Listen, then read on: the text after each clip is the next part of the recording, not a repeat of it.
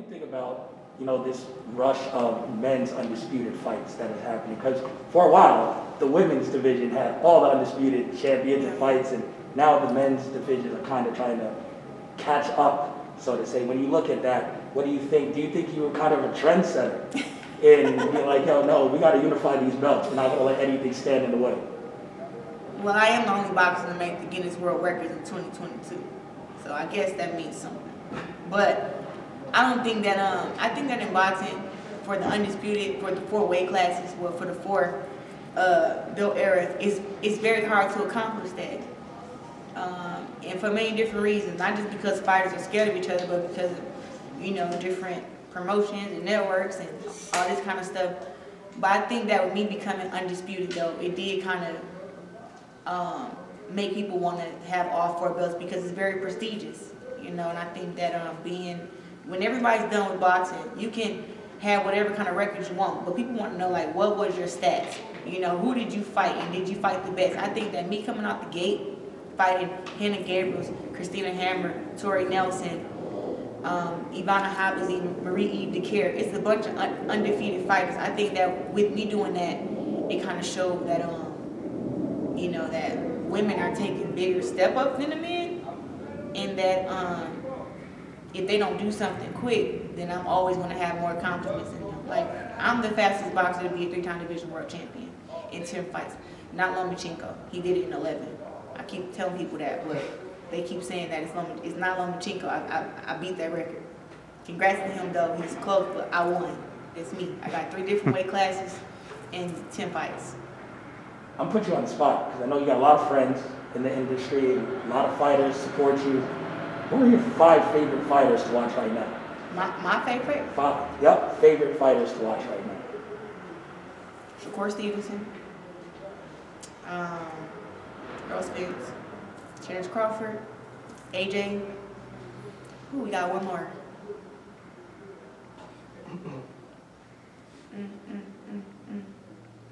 Amanda Serrano.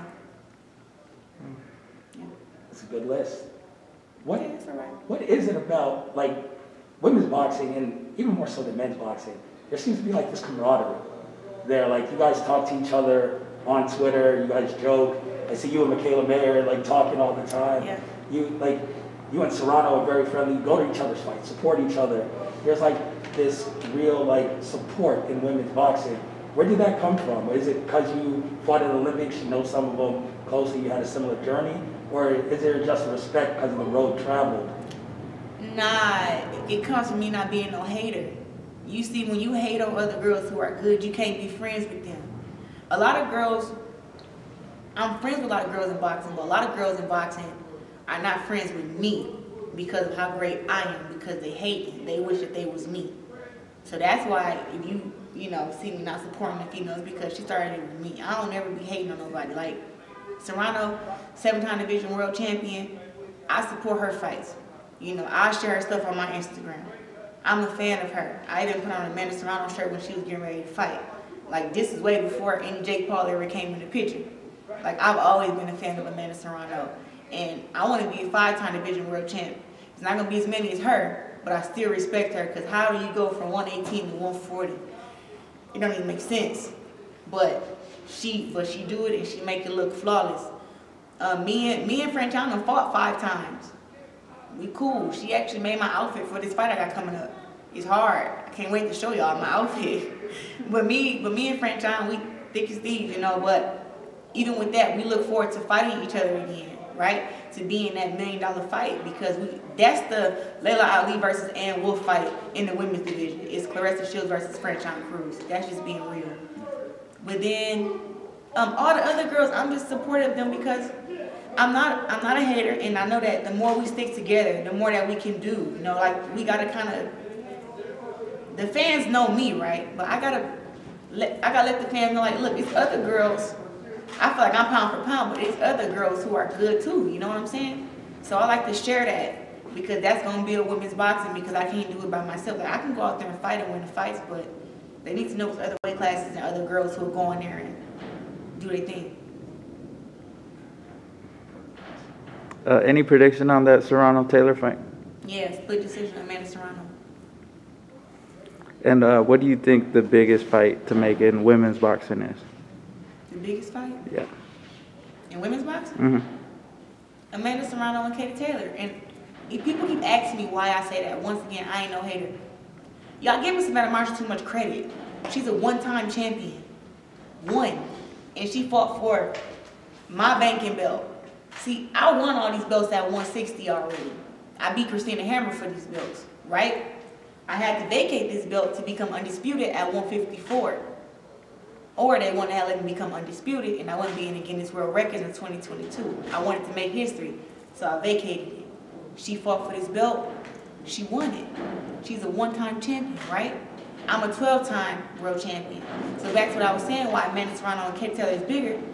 She's a 7-time division world champion, Amanda Serrano, versus 2-time Olympic gold medalist, Katie Taylor, 2-time division world champion, Katie Taylor, undisputed world champion, Katie Taylor. When you look at those stats, and then you look at me versus, what's her name, Savannah Marshall, I just feel like I got the achievements. Marshall don't have them. All she got is bark. That's it. And she's from the UK, and we fought in the amateurs. That's all she got. And the thing is, she didn't beat the 2-time Olympic gold medalist. She beat me when I was 17, my first time ever traveling outside the country. And she barely won. That's the thing. So it's just like, no. I think everybody giving her too much credit. And yes, right now, Amanda Serrano versus Katie Taylor is bigger than Savannah Marshall versus, versus me. I just feel like Savannah Marshall hasn't really,